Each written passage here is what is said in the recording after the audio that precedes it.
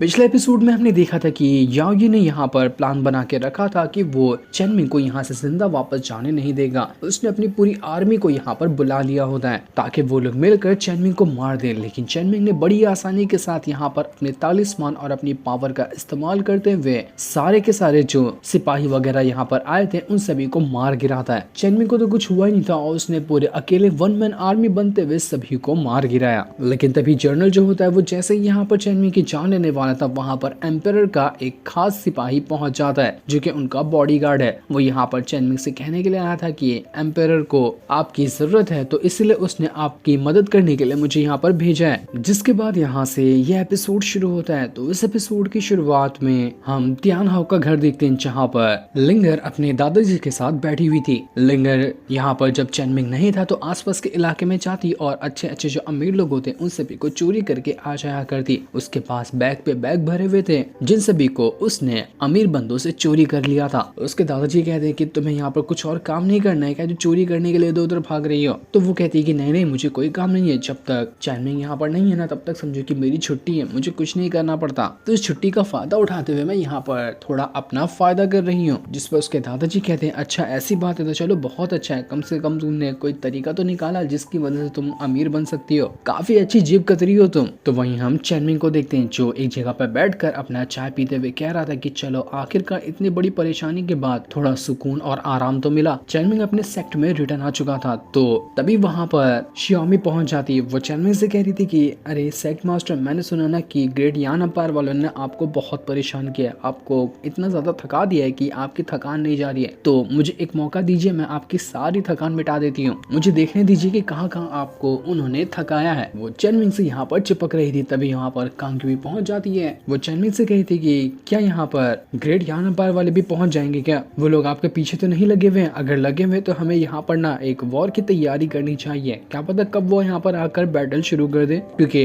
याओ तो अभी भी जिंदा है ना। शियोमी कह रही थी कि तुम्हें इतनी ज्यादा परेशानी क्यों हो रही है, अभी तो चेनमिंग को आराम मिला है, आराम करने दो ना उसको, इतनी परेशानी तुम्हें लग रही है तो तुम जाओ और अकेले जाकर याओ को मार डालो। कांगक्यूई कहती है कि मैं तो बस यहाँ पर वार्निंग दे रही हूँ क्योंकि ये ग्रेट यान अंपायर वाले लोग ना बहुत ही ज्यादा घटिया किस्म के लोग हैं, अगर एक भी जिंदा बच जाता है वहाँ का कोई बंदा तो वो पक्का आगे चलकर मुसीबत खड़ी करेगा, तो इसलिए मैं कह रही हूँ कि हमें पहले से तैयारी करके रखनी चाहिए। इस चीज को सुनकर यहाँ पर शियोमी को गुस्सा आ जाता है। वो कांगक्यूई से कह रही थी कि तुम्हें यहाँ पर जलन हो गई, जब मैं और चेनमिंग थोड़ा सा टाइम बिता रहे थे तो तुम हमें यहाँ पर डिस्टर्ब करने के लिए पहुंच गई, क्यों सच कह रही ना, मैं यही था ना तुम्हारा प्लान, नहीं छोड़ूंगी तुमको, एक बार मौका मिल जाए तुम्हें बहुत मारने वाली हो। इन लोगों की बहस होता हुआ देखकर चेनमिंग वहाँ से भाग जाता है कि इतना अच्छा शांति मिली थी, ये लोग फिर डिस्टर्ब करने के लिए पहुंच गए। कांगक्यूई जो थी वो भी असल में एक ग्रेट यान अंपायर की ही मेंबर थी, वहाँ की एक फैमिली से कांगक्यूई आती है। तो शियोमी उससे कह रही थी कि देखो अगर यहाँ पर ग्रेट यान अंपायर वालों ने हमला किया ना तो तुम हमारे साथ दोगी या फिर ग्रेट यान अंपायर का साथ दोगी, क्योंकि तुम वहीं से आती हो, वहीं का खून है ना तुम्हारे अंदर, तो आगे चलकर तुम गद्दारी करने वाली हो, इसलिए गद्दारों से ना पहले ही पीछा छुड़ा लेना बेहतर होता है। कांगक्यूई को बहुत गुस्सा आ रहा था कि आखिर ये मेरी ईमानदारी पे सवाल कैसे उठा सकती है। शियोमी उससे कह रही थी कि देखा तुम्हारा मुंह बंद हो गया ना, मतलब जरूर कि तुम यहाँ पर हमारे साथ गद्दारी करोगी और ग्रेट यान अंपायर का साथ दोगी जब भी वो बैटल के लिए आएंगे, इसलिए मैं चेनमिंग को तुमसे दूर रखती हूँ, जितना तुमसे दूर रखो ना उतना ही चेनमिंग के लिए फायदा है और उसकी जान को भी खतरा कम होगा। चेनमिंग वहाँ पर कहता है कि देखो मैं यहाँ से जा रहा हूँ और खाना छोड़ कर जा रहा हूँ, अगर झगड़ा खत्म हो गया ना तो पेट में कुछ ठूस लेना। वो दोनों को वहाँ पर बिठा देता है और उससे कहता है कि अब बैठो शांति से यहाँ पर बैठकर खाना खाओ, झगड़ा करने की जरूरत नहीं है। चेनमिंग कांगक्यूई से कहता है कि देखो मुझे तुम्हारे पर पूरा भरोसा है कि तुम मेरा ही साथ दोगी, चाहे कोई भी यहाँ पर क्यों ना आ जाए, तो इस बात की जरा भी टेंशन मत लेना कि मेरा भरोसा तुम्हारे ऊपर से उठ चुका है। कांगक्यूई ये सुनकर बहुत ज्यादा खुश हो चुकी थी। उसी के साथ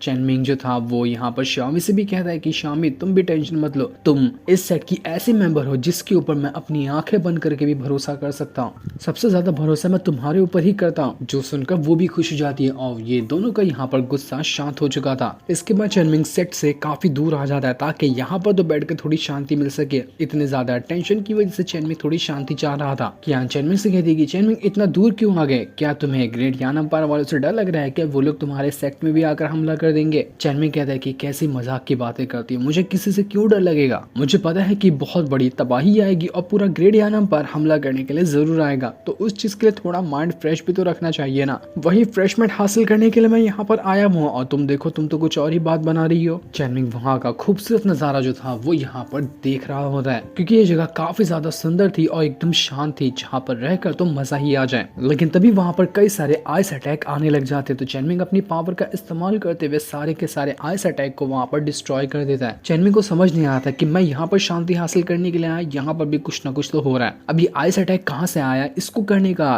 किसका इरादा था मुझे नहीं पता। चेनमिंग जैसे वहां से आगे बढ़ता उसका पैर फिसल जाता, और पैर फिसलने के बाद वो जो नीचे तालाब बना हुआ था वो उसके अंदर जाकर गिर जाता है। उसी तालाब के थोड़ी दूर हम वहां पर एक लड़की को देखते हैं जो यहाँ पर नहाने के लिए आई। हो गया काम, चेनमिंग यहीं पर आकर गिरा हुआ था। वो लड़की जब चेनमिंग को यहाँ देखेगी तो बहुत मारने वाली है उसको लगेगा कि चेनमिंग उसके ऊपर नजर रखने के लिए आया हुआ है। तभी चेनमिंग की भी नजर उस लड़की के ऊपर पड़ जाती है। वो उस लड़की से माफी मांगते हुए कहता है कि देखो मुझे माफ कर देना, मेरा यहाँ पर कोई इरादा नहीं था तुम्हें ऐसे देखने का, मैं तो गलती से यहाँ पर आकर गिर गया। लेकिन वो लड़की भड़क जाती है और अपनी पावर का इस्तेमाल करते हुए चेनमिंग के ऊपर अटैक करना शुरू कर देती है। चेनमिंग भी उसके अटैक को रोकता है, लेकिन वो लड़की तो सुनने को तैयार ही नहीं थी, और साथ ही वो लड़की भी काफी ज्यादा स्ट्रॉन्ग लग रही थी। इसने वो आइस बनाया था जो अटैक अभी चेनमिंग को लगने वाला था, यही वो आइस अटैक कर रही थी। चेनमिंग को समझ नहीं आता कि आखिर ये लड़की है कौन। उस लड़की ने इतनी ज्यादा ठंडी वहां पर फैला दी थी कि चेनमिंग की वो सर्दी हो जाती है, उसको छींक और खांसी होने लग गई थी। तो चेनमिंग अपनी फायर पाम टेक्निक का इस्तेमाल करता है। उसका इस्तेमाल करने के बाद वो थोड़ी गर्मी आसपास फैला रहा था ताकि थोड़ी ठंडी तो कम हो जाए। लेकिन ये क्या, चेनमिंग का इतना ज्यादा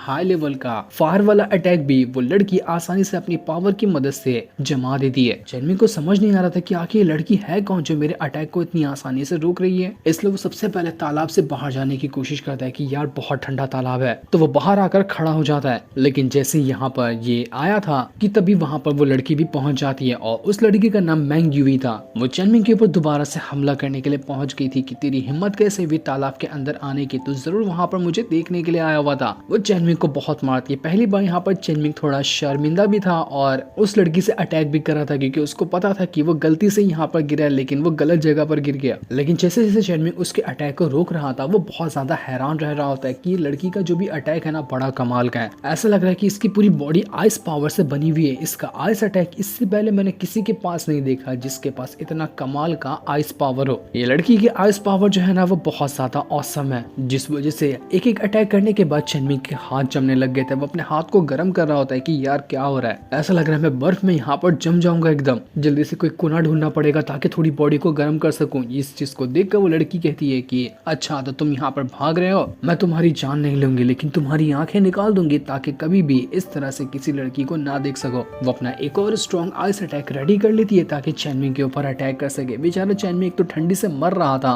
ऊपर से और ज्यादा आइस अटैक उसको लग रहे थे, इसलिए वो वहां से भाग रहा होता है कि पहले थोड़ा बॉडी को गर्म करो, उसके बाद ही मैं अटैक कर पाऊंगा, वरना ठंडी से तो मैं एकदम ठुठुर रहा हूँ एकदम। लेकिन वो लड़की तो सुनने को तैयार नहीं थी। वो एक के बाद एक करते हुए बहुत ही हाई लेवल का आइस अटैक बनाती और चेनमिंग के ऊपर अटैक कर रही थी। इस वजह से चेनमिंग ना इधर भाग पाता है ना उधर भाग पाता है। वो चेनमिंग वहां पर उस लड़की से कह रहा था कि यार माफ कर देना, मैंने तो कुछ ढंग से देखा ही नहीं है, तुमने तो वैसे भी टॉवेल पहन के रखा है ना, बिना टॉवेल के देखता तब मुझे मारती, अब टॉवेल में कहाँ ही कुछ दिखा दिया, तुम बिला वजह ही मुझे मार रही हो, छोड़ दो मुझे, मेरी कोई गलती नहीं है, ऐसे मारोगी तो मर जाऊंगा मैं। जिस सुनकर वो लड़की और भड़क जाती कि इसका मतलब तुम्हें मुझे बिना टॉवेल के देखना था, मतलब कि अब मैं तुम्हें नहीं छोड़ने वाली, तुम एक नंबर के झूठे मक्कार हो, आज तुम मरोगे और बहुत बुरी मौत मरोगे। मैं बहुत टाइम से अपना खास अटैक किसी के ऊपर नहीं कर रही थी, इसलिए आज मुझे मौका मिला है अपने सारे खास अटैक को तुम पर करने का ताकि मैं तुम्हें मार डालूं। वो लड़की अपने हाई लेवल की स्वॉर्ड को बाहर निकाल लेती है जो स्वॉर्ड तक के यहाँ पर आइस से ही बनी हुई थी। ऐसा लग रहा था कि वो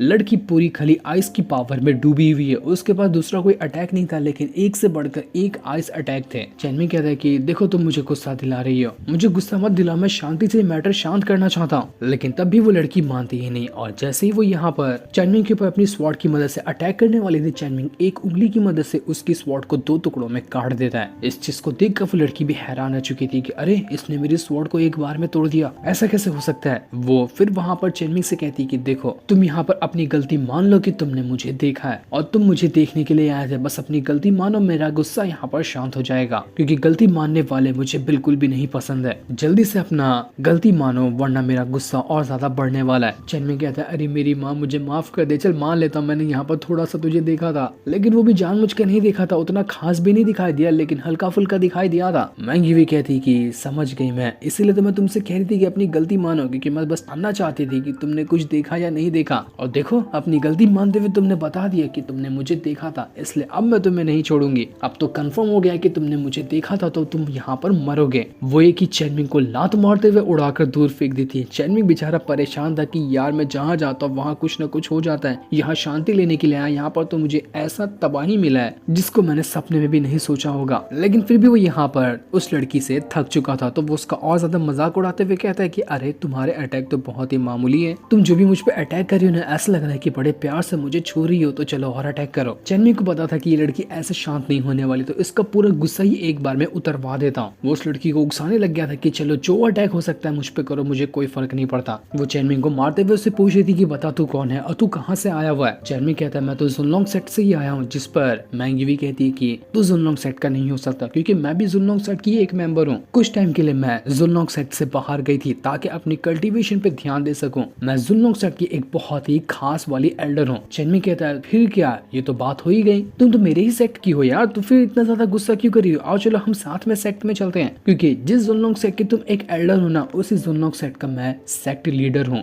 मैंग यूवी कहती है कि पागल नजर आती हो क्या, तुम कैसे सेक्ट लीडर बन गए, सेक्ट लीडर तो दूसरा इंसान था, वो हमारे सेक्ट लीडर थे, लेकिन तुमने यहाँ पर खुद को नकली सेक्ट लीडर बता करना और बड़ी गलती कर दी है, अब तो मैं तुम्हें और नहीं छोड़ने वाली। ऐसा लग रहा था कि ये जो मैंग यूवी है वो काफी टाइम पहले ही सेक्ट से चली गई थी अपनी कल्टीवेशन के लिए, जब पुराना वाला जो लीडर था वो यहाँ का लीडर हुआ करता था, लेकिन जब से चेनमिंग यहाँ का जुनलोंग सेट का नया लीडर बना है तब से ये लड़की यहाँ पर आई ही नहीं थी, इसीलिए वो नहीं पहचान पा रही कि चेनमिंग नया जुनलोंग सेट का लीडर बन चुका है। उस लड़की के अटैक से जब यहाँ पर चेनमिंग परेशान हो जाता है तो वो भी अपनी स्वॉर्ड को बाहर निकाल लेता है और मैंग यूवी के अटैक को रोकने लग गया था। वो उसके ऊपर अटैक तो नहीं करता लेकिन बस उसके अटैक को रोक रहा था ताकि देख सके कि ये लड़की कितना ही ज्यादा मुझे परेशान कर लेती है, कितना ही अटैक ये कर पाएगी। लेकिन जब यहाँ पर वो मैंग यूवी चेनमिंग के पास ड्रैगन स्लेइंग स्वॉर्ड देखती है जो कि सिर्फ जुनलोंग सेट के लीडर को दी जाती है, तो वो समझ जाती है कि हाँ ये चेनमिंग झूठ नहीं कह रहा है, ये सच में जुनलोंग सेट का नया लीडर बन चुका है, लेकिन आखिर ऐसा कैसे हुआ। तभी मैंग यूवी की जो पावर थी वो आउट ऑफ कंट्रोल होने लग जाती है, उसकी पावर बहुत ही बुरी तरीके से बाहर आ रही थी जिसको वो खुद भी ढंग से कंट्रोल नहीं कर पाती और पावर का ऐसा धमाका होता है कि वहाँ पर एक जोरदार ब्लास्ट हो चुका था। चेनमिंग भी हैरान होता है कि ये लड़की पागल है क्या, इसको खुद की पावर को कंट्रोल करना नहीं आता क्या। तब चेनमिंग जैसे उस लड़की को देखता है उसको पता चलता है कि अरे इसने तो अपनी बहुत ज्यादा पावर को यूज कर लिया, ये काफी ज्यादा पावर को यूज कर चुकी है, इस वजह से इसकी पावर और इसकी बॉडी अनस्टेबल हो गई। वो कहता है कि अरे पागल हो गया, क्या जरूरत है इतने ज्यादा पावर का इस्तेमाल करने की, देखो कुछ कर पाई तुम नहीं कर पाई ना, मेरी बात पहले ही मान ली होती तो अच्छा होता, तुम्हें इतनी परेशानी तो नहीं उठानी पड़ती। चेनमिंग जब डिवाइन ट्रेजर की मदद से मैंग यूवी को चेक करता है तो उसको पता चलता है कि नहीं ये कोई जासूस तो नहीं है और मेरे खिलाफ कभी कोई साजिश भी नहीं रचेगी। चेनमिंग को समझ नहीं आ रहा था कि वो मैंग यूवी को यहाँ पर ठीक कैसे करे, तो वो अपनी फायर पावर की मदद से जितने भी आसपास ठंडी होती है उन सभी को कम करने लगता है, क्योंकि मैंग यूवी की जो आइस पावर थी वो उसकी बॉडी के ऊपर ही हावी होते जा रही थी। चेनमिंग को समझ नहीं आता कि पावर अनस्टेबल होने से ऐसी हालत तो नहीं होती, ऐसा लग रहा है कि कुछ न कुछ प्रॉब्लम है इस मैंग यूवी के साथ, ये खुद की आइस पावर के चपेट में ही जाते जा रही है। चेनमिंग के फायर अटैक से भी यहाँ पर कुछ नहीं हो रहा था, वो आइस पावर यहाँ पर बढ़ते हुए मैंग यूवी को अपने कंट्रोल में ले रही थी। मैंग यूवी की हालत पूरी तरह से खराब हो जाती है। डिवाइन ट्रेजर जो था वो चेनमिंग को मिशन भी देता है कि अपनी और ज्यादा